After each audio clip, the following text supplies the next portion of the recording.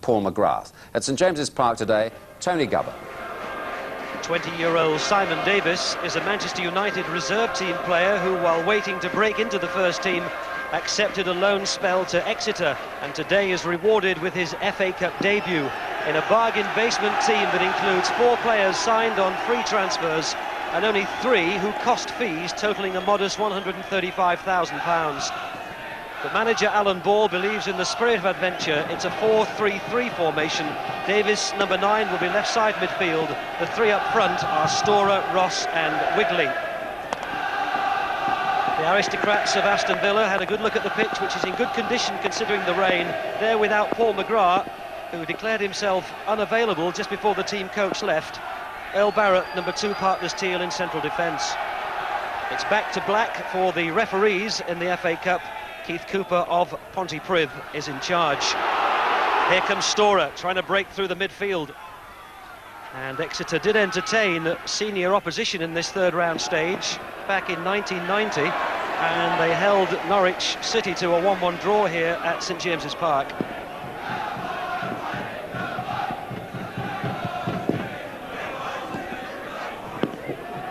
Ray Houghton knocked back by Dalian Atkinson. And Earl Barrett, who's played in several positions for Villa in recent matches. Richardson. Oh, it's a poor ball to Davis. Wigley, who was dispossessed. And Richardson comes forward, looks for Saunders.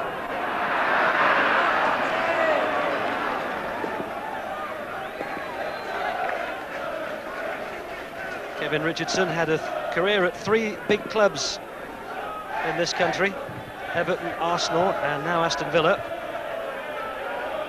Staunton knocks it forward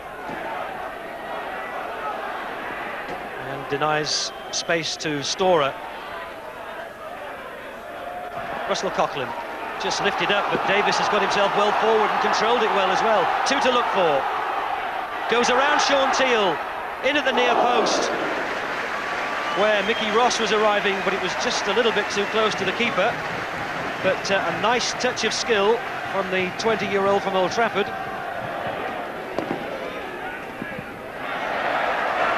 That's a good start by the team who are currently 18th in the second division. Oh, that's a good ball, perceptive. Storer! It needed to come over the top. It gave Bosnich every chance. Stuart Storer, the wide man on the right, who knocked it in. And this 3 up front for Exeter have enjoyed a bright start against the Aristocrats from the Premier Division. Look how much space Storer runs into here, but the only target was over the top of the defenders and the keeper and not through them. Parker and Staunton.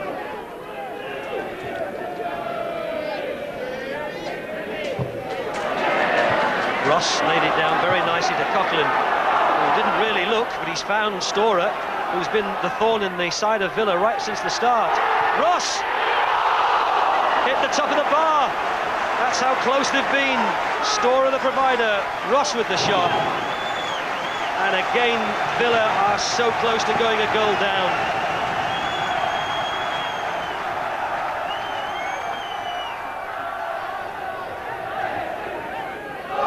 Parker.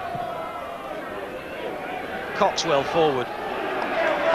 Houghton in on it quickly. Got the shot, took a deflection. Good save by Peter Fox, because the deflection on the shot made it that much more difficult to deal with. Houghton was on it in a flash, and the 36-year-old assistant manager, vastly experienced, pulls off a good save. Parker will take the corner. And short to Staunton.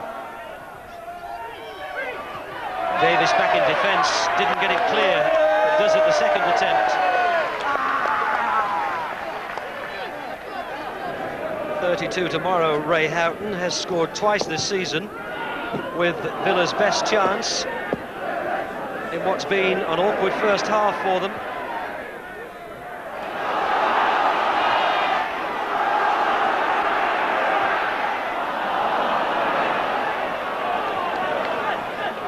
Ron Atkinson hasn't yet taken a trophy to Aston Villa. This is his 3rd season. And it's a busy cup week for Villa, playing Tottenham in the quarter-finals of the Coca-Cola on Wednesday. But it's Exeter who've asked most of the questions in this first half. Here's Russell Coughlin, and Storer gets in a cross. Only Rossi's forward, comes off to the fullback Brown, has a go with his right foot. It was exactly where Bosnich would have wanted it. Into his chest.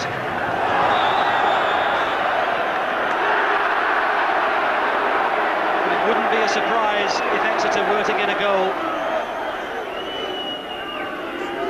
Cox.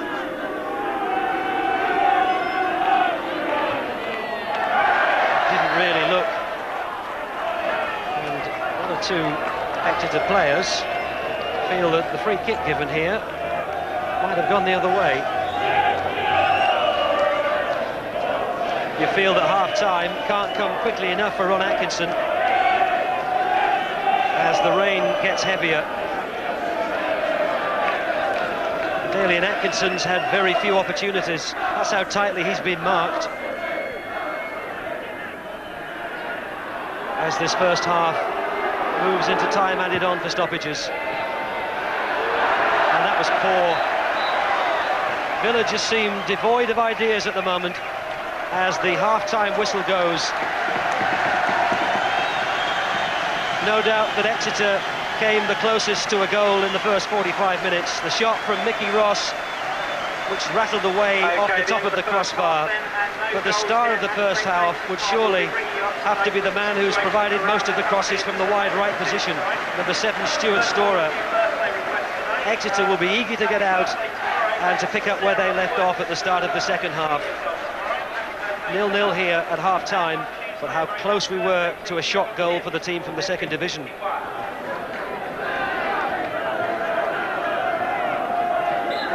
Both teams unchanged at half-time, and Exeter will be hoping to pick up where they left off in the first half, with Villa mostly pressed back around their own penalty area and having to survive anxious moments. This is Bailey who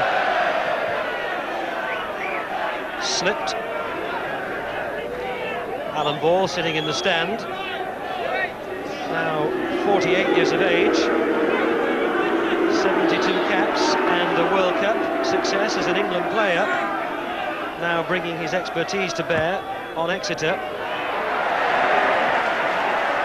Coughlin, Storer, first time, great ball. Davis, he's got space, needs support down the left, but it's late in arriving. Puts Wigley free, Barrett has covered him. The Villa player needed to be strong because Villa on the point of being opened up right through the middle. And Simon Davis will be developing a taste for the FA Cup. Certainly if Exeter get a result here, he'll presumably want to stay and extend his loan period to enjoy the next stage. Perhaps a replay at Villa Park, maybe even a fourth round place. Here's Davis, good ball in. Parker was the covering player. Back to Davis on his left foot. He kept it down, but finally hit it into the faces behind the goal. This initial cross, which Parker cleared with the back header, and then coming inside Ray Houghton onto his left side, but Bosnich had the near post covered.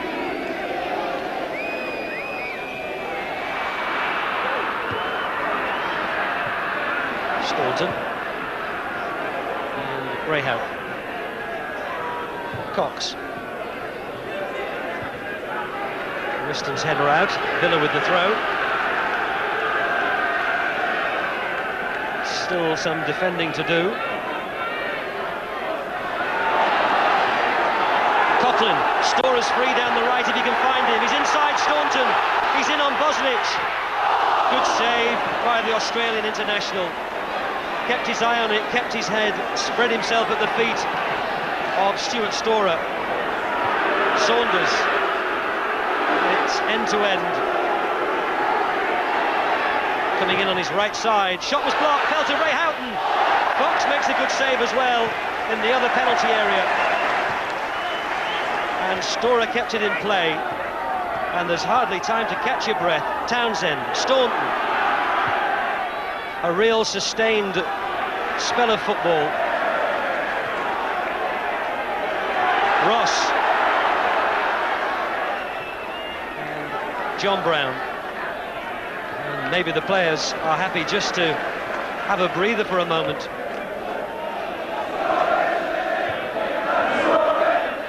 Greyhound.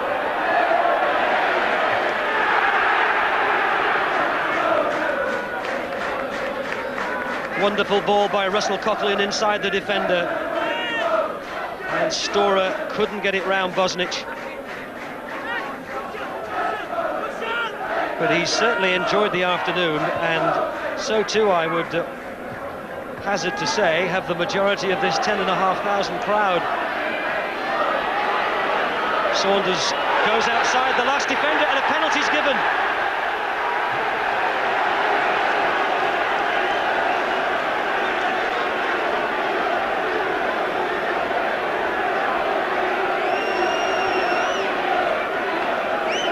Peter Whiston was with Saunders, and maybe the tackle was a bit reckless, but Saunders had got round him.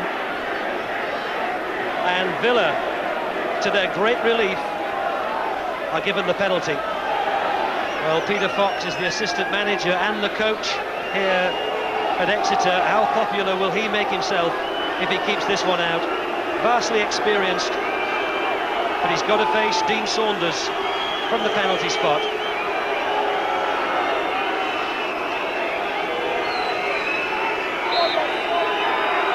Saunders. And for all the pressure that they've been under, it's Villa who take the lead, and Exeter are sorely punished, having really taken the game to the Premier League side. Dean Saunders burying that penalty, his second of the season, and his 8th goal to put Villa one up, certainly against the run of play.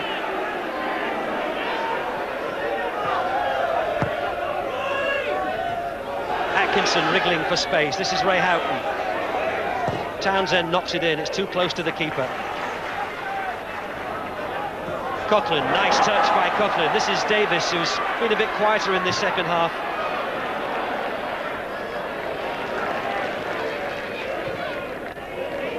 Dalian Atkinson beat the offside with a diagonal run. He can wrap it up for Villa here. Well, he might have, but he put it the wrong side of the post. And Exeter, as was always a danger, pushing players forward, leaving themselves exposed at the back. And Dalian Atkinson with a glorious chance to put Villa into the 4th round.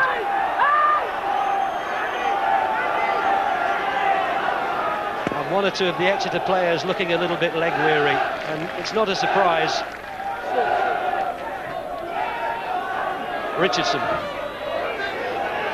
Fox came to claim it, but it's the last act of an afternoon. A Dean Saunders penalty to put Aston Villa through.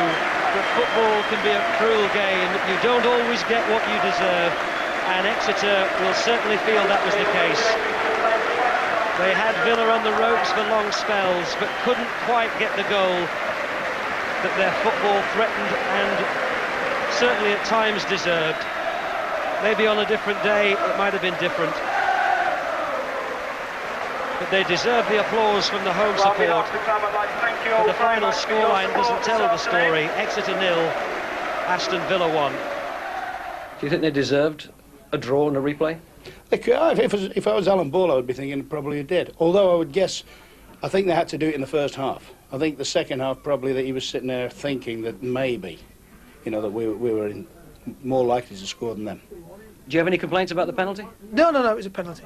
I mean, I was talking to Peter after, Peter Whiston that is, and he just got caught on the outside. I said, always mark, if you can possibly mark Saunders on your inside, he always peels outside, and then you allowed him just to peel outside there once. His pace got him in, and yeah, it was a penalty without a shadow of a doubt. Ron, you had to make some team changes. just before the match because of the absence of Paul McGrath. Can you tidy that up for us? No, we made them yesterday. We knew about them yesterday on the coach. Simply and purely that we left after training yesterday, a couple of hours after training, and we left minus one big Irishman. That big Irishman says he was injured and the club knew. You can read about it in tomorrow morning's papers. But one small Englishman, Alan Ball, got his team to play pretty well today, Trevor. Yeah, I'm sure he was delighted. I mean, they played exceptionally well, and I would think they were very unlucky not to get at least a draw. I mean, they hit the woodwork, didn't they? Ross hit the crossbar with Bosnich beaten.